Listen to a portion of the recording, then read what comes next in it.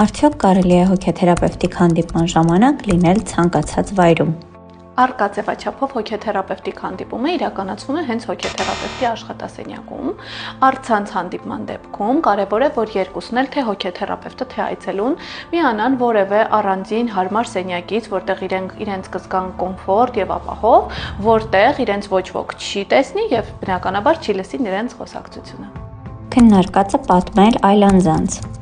Հոգեթերապևտը չի կարող այցելուի փոխանցած տեղեկությունները քննարկել այլ անձանց հետ, բացառություն են կազմում այն դեպքերը, երբ որ կա ինքնավնասման ռիսկ կամ այլ մարդկանց վնասելու ռիսկ, ինչպես նաև հոգեթերապևտը իրավունք ունի անանուն ձևով դեպքը ներկայացնել մեկ այլ մասնագետի իր սուպերվայզորի հետ հանդիպման ժամանակ։ Այցելուի համար նման արգելքներ չկան, իրականում այցելուն կարող է իր հանդիպման ընթացքում քննարկած նյութը պատմել ում կցանկանա։ Ուտել կամ խմել։ Ուտել երկուսին էլ ցանկալի չէ,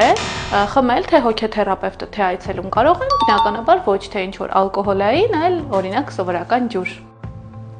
Խոսել հեռախոսով կամ պատասխանել նամակներին։ Հոգեթերապևտին չի կարելի խոսել հանդիպման ժամանակ հեռախոսով եւ պատասխանել նամակներին։ Այցելուների համար եւս սա ցանկալի չէ, քանի որ ժամանակը անցնում է եւ ավելի քիչ ժամանակ է մնում աշխատանքի համար, սակայն հրատապ դեպքերում բնականաբար այցելուն կարող է պատասխանել։ Ուշանալ։